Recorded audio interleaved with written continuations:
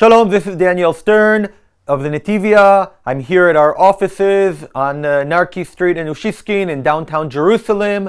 Today is January 22nd, 2025, and there's a lot to cover and limited time. And why is there limited time, you might ask? And I realize that if I said there's limited time and then I explain it, I'm wasting our time, but hey, bear with me. Because today is the second week of the year 2025 that Hamotzi, our food distribution program, is operating, and that requires my personal attention to meet and greet and explain and answer and guide all of our new families. Not just my attention, of course, I'm not that special, but the entire staff needs extra hands, extra focus, extra attention to show off our best light in our project and just really welcome the new families and make them feel comfortable. Sometimes there's an amount of shame, some hesitation. The families don't feel comfortable. I remember a story where a woman, it took her 3 weeks just to enter our building because the first 2 weeks she kind of lurked in the area but didn't come in.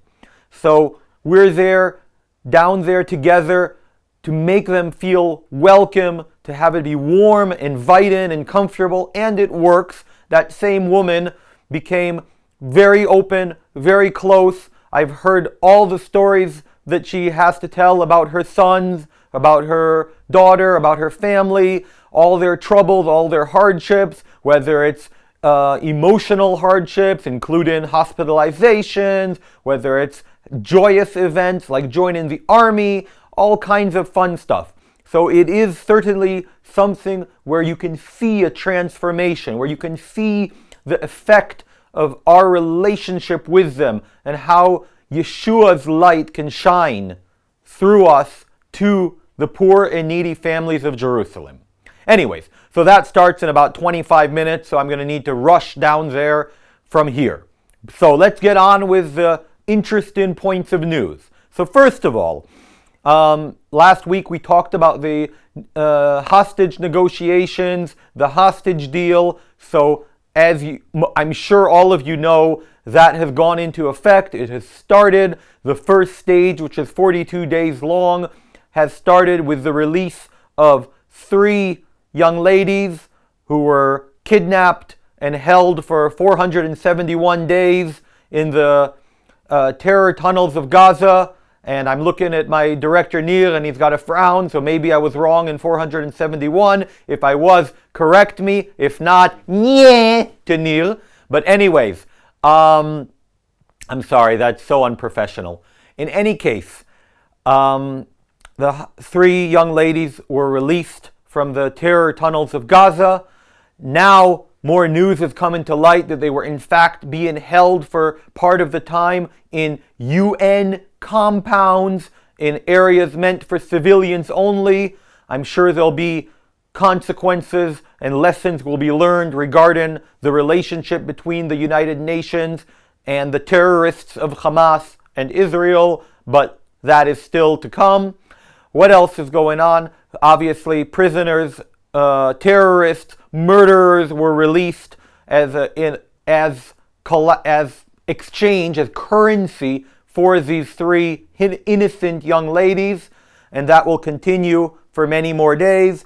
Every Friday, the Hamas will give the names of the hostages that it will release, and every Saturday, the Hamas will release 3 to 4 hostages. That will continue, and we will see where things develop.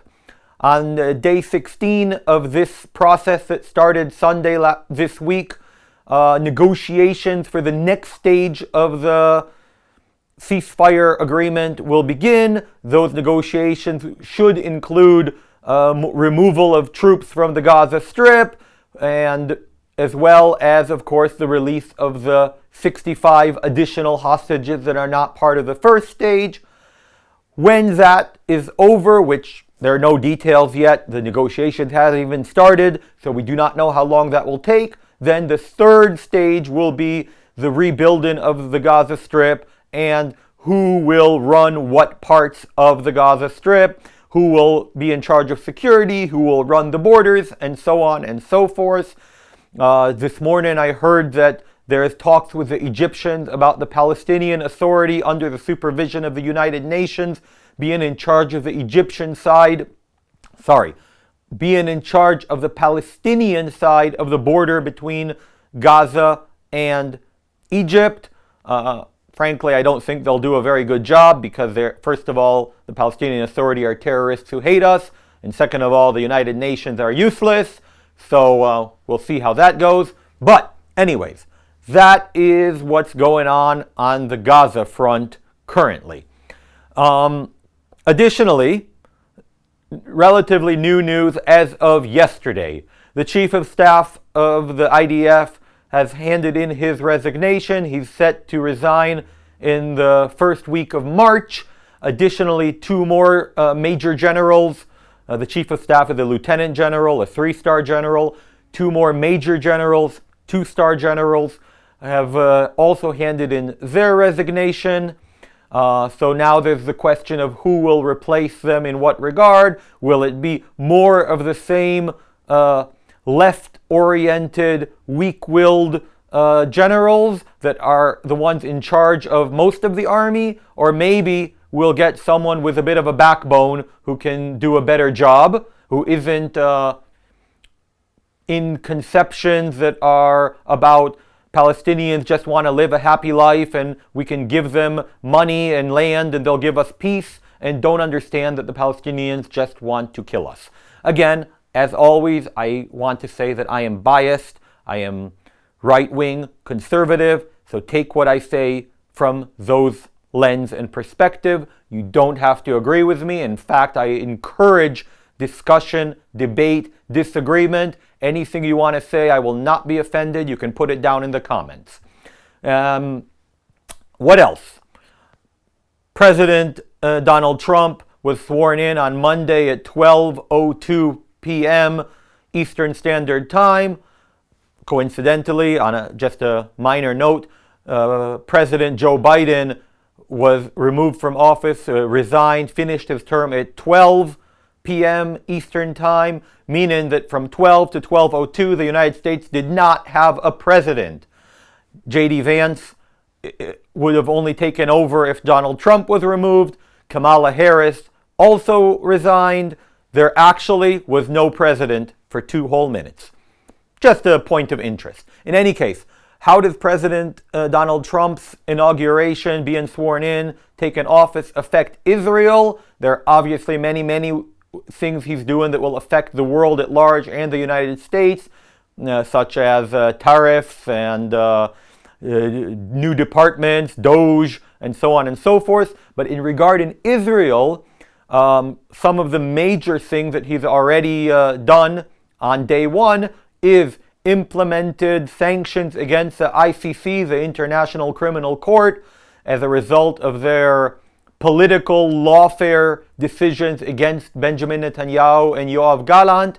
There's now financial sanctions and visa entry sanctions against ICC individuals, and he has cut funding from UNRWA, the United Nations agency for Gazan refugees and Palestinian refugees, which I've talked about extensively in the past, and is not only complicit in the Hamas's terror, but also eternalizes the victimhood of Palestinian refugees as a unique refugee class among the whole world. There are no other UN refugee agencies dedicated to one group.